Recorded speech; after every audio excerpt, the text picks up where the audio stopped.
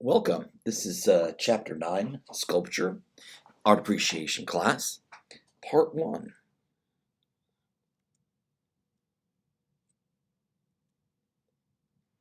So the different types of sculpture that we will take a look at in this chapter are relief, in the round, kinetic. We'll take a look at performance art, installations, earth art, and different sculptural methods. First of all, we have relief sculpture, a sculptural image that projects from a flat, two-dimensional background. The back of a relief sculpture is not meant to be seen. The entire design can be understood from the frontal view.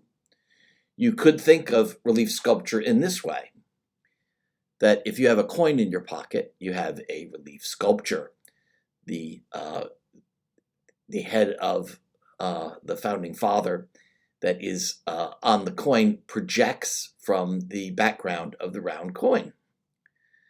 Now, here we have a plaque from the Benin people of Nigeria of bronze, and this is a relief sculpture because all of the figures come off of a two-dimensional background. Sculpture in the round, freestanding sculpture, sculpture in the round that the viewer must circle it to see it completely, that it is meant to be looked at from all angles. It inhabits three-dimensional space in the same way that living things do. And this is a work by Bernini, Apollo, and Daphne.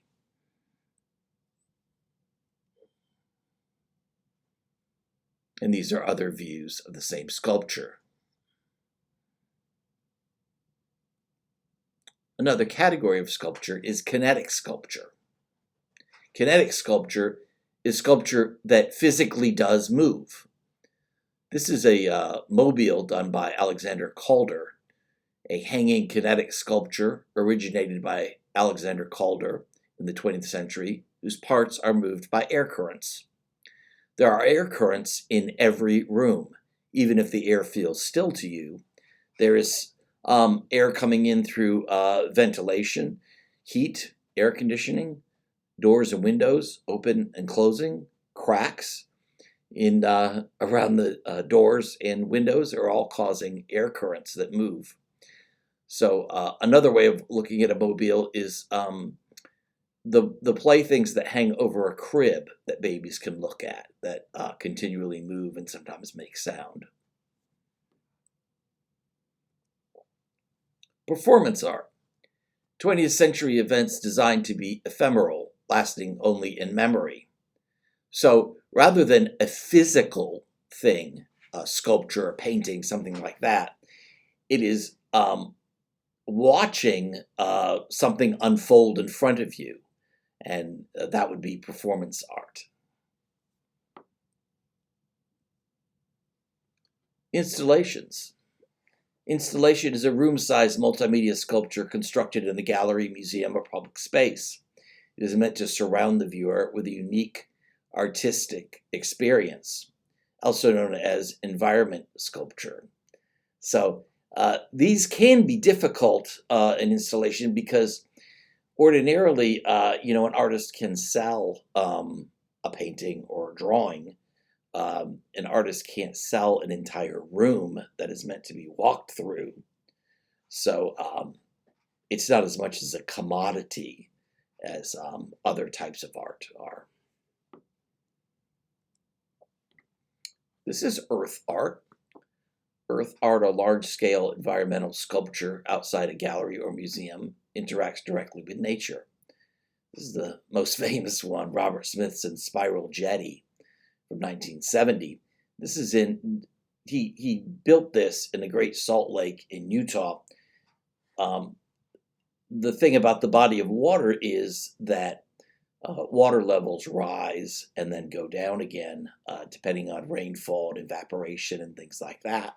So at times the sculpture is very visible, and at other times it is not visible at all.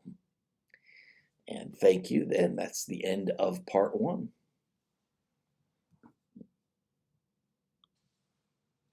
Welcome to Art Appreciation, Chapter 9 on Sculpture. The Artist Materials and Tools, Part 2. Sculptural methods. There are two basic sculptural methods, additive and subtractive. Additive sculpture, as opposed to subtractive, is sculpture that is built up, such as by modeling a flexible material like clay or plaster, or by building an installation. So you're adding material together to build something. So it's additive. The other method is subtractive sculpture. As opposed to additive, sculpture carved out of materials such as wood or stone. So you would begin with a larger piece and then take away from it, so subtract from it to create the sculpture.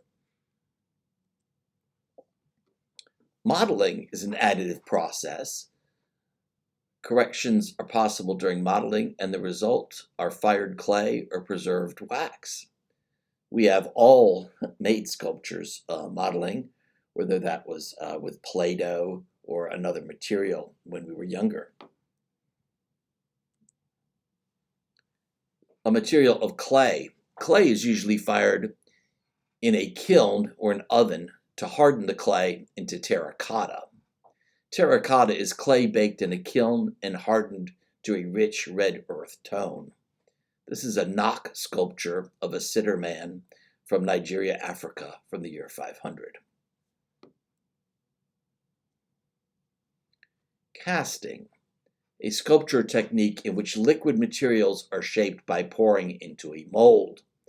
To copy a solid object by pouring a liquid, such as melted metal, clay, wax, or plaster into a mold and letting it harden. The mold is then removed and a copy or cast is left in the shape of the mold. Sometimes the mold can stay intact during the process and used over and over again to create more. And sometimes, in certain methods, the mold is destroyed in making it. Right here we see the lost wax method of casting, and that goes all the way back to ancient times.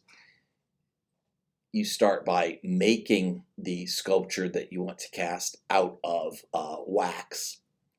You then coat that in another material, heat it, and pour out the wax.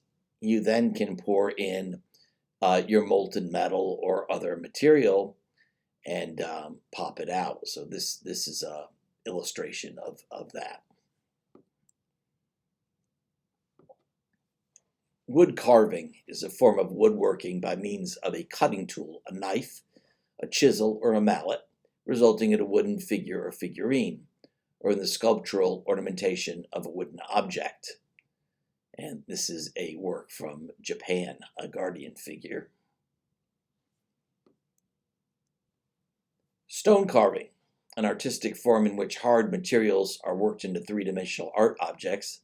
The designs may be embodied in freestanding objects, in reliefs or surfaces, or in environments. This is Michelangelo's Atlas Slave. I believe this work was not completed because of Michelangelo's death.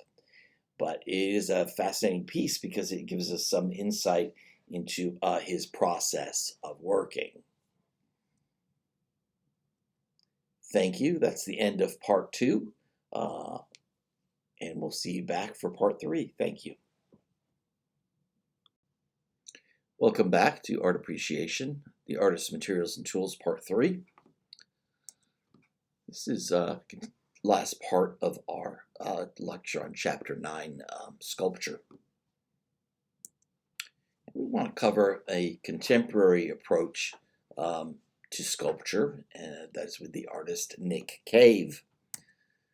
He's a very well-known artist, born in Fulton, Missouri in 1959. He creates sound suits. These are majestic objects blended with fashion and sculpture. Metaphorically, they are like suits of armor in response to the Rodney King beatings. They evolved into vehicles for empowerment.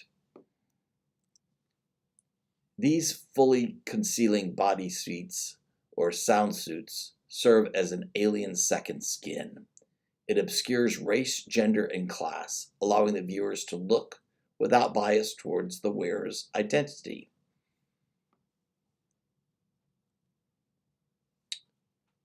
Nick Cave regularly performs in the sculptures himself, dancing either before the public or for the camera. This activates the full potential of the costume, a musical instrument and living icon. It brings it to life. Dazzling in their movement, Cave's sculptures are crafted in collaboration with artisans from dizzying array of materials that includes beads, raffia, buttons, sequins, twigs, fur, and fabrics. The sound suits are also displayed in exhibitions as static sculptures, arranged as groups of figures in formation that are striking in their diversity and powerful stance. They are both performance and sculpture. Thank you. That will complete our chapter on sculpture.